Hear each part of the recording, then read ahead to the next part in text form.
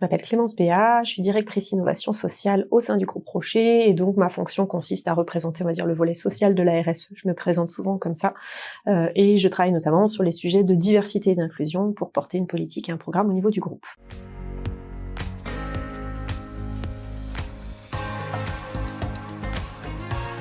Le besoin de départ, c'était de sensibiliser un nombre important de personnes sur le sujet du harcèlement et des agissements sexistes pour plusieurs raisons. Un, parce que déjà il y a un cadre réglementaire qui nous oblige, en tout cas qui nous invite à travailler sur ces sujets-là, et parce qu'on a aussi le souhait d'aller plus loin et de développer une culture beaucoup plus inclusive, notamment sur le sujet du rapport au genre au travail. L'objectif, c'est effectivement de faire en sorte qu'il y ait aussi un accompagnement adapté et responsable du management pour qu'ils soient, eux, en capacité d'accompagner, de recadrer, de sanctionner le cas échéant. Donc, on va dire que le niveau managérial, il est assez incontournable pour faire en sorte que ça fonctionne. Il y a aussi un sujet d'exemplarité, c'est-à-dire aller donner des conseils, accompagner quelqu'un ou sanctionner sur un comportement non satisfaisant d'un salarié quand ça vient du manager, c'est pas ok. Donc l'idée, c'est aussi de cascader les comportements attendus du management vers les équipes et donc d'y aller progressivement. Donc on a fait le choix de passer d'abord par les managers et de progressivement accompagner les salariés aussi. Le premier step, c'était cadrage du besoin avec les contraintes de faut que ce soit efficace, qu'en 20 minutes ça fonctionne, etc. Et donc design du contenu et du fil conducteur du module. Après, mise en production, je dirais, avec derrière chaque séquence, derrière chaque objectif pédagogique, comment on va l'illustrer, les mises en situation qu'on va prendre, etc. Donc on a passé pas mal de temps aussi pour identifier les situations, les exemples précis, la verbalisation des situations, donc voilà. Pour toucher un nombre important de personnes avec 20 minutes, c'est clairement ce qui marche le mieux. Et en ancrage mémoriel, on avait déjà testé la solution Unos quand on avait fait une formation sur les gestes barrières pour comprendre comment il faut se laver les mains, etc. Et qu'en fait, on voulait vraiment que ça ancre en fait.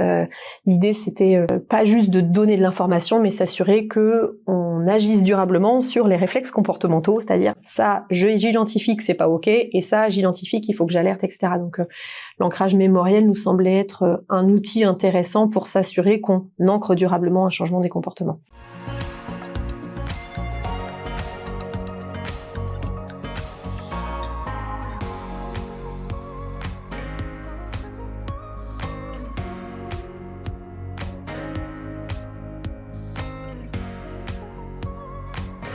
Alors, là, ça marche très bien, ça fonctionne bien, et d'ailleurs, plusieurs marques nous ont demandé à pouvoir l'étendre au-delà des managers, donc on est en train d'étendre sur d'autres populations pour pouvoir former encore plus de monde.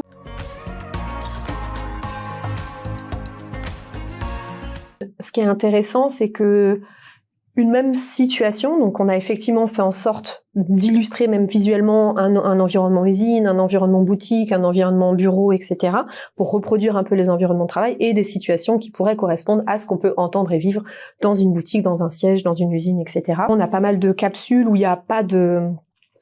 on voit pas de personnages ou de bonhommes sur la photo, on voit pas de visuel humain, on voit juste des bulles qui interagissent et donc on ne sait pas si c'est un homme et une femme et une femme, etc. justement pour laisser la possibilité d'imaginer toutes les situations et tous les potentiels autour de cette situation-là. Depuis qu'on a déployé ce module-là, plus la communication qu'on a fait autour, on a vu émerger des situations et des alertes beaucoup plus que par le passé.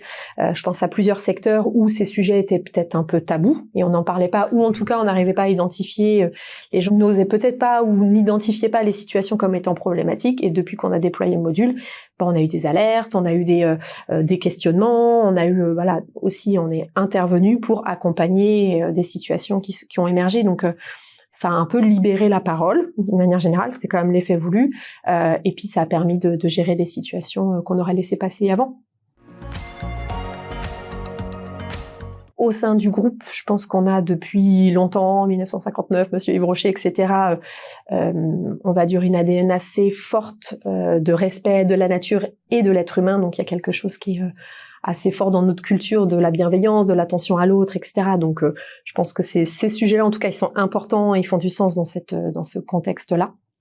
Et puis, de manière plus stratégique, comme on a déployé, communiqué et on est en train de mettre en place des actions en faveur de la diversité et de l'inclusion, l'idée c'est qu'on mette en place des actions concrètes à impact, typiquement la formation, la sensibilisation de tout le monde sur ces sujets-là, pour pouvoir ensuite aller plus loin et mener des actions complémentaires.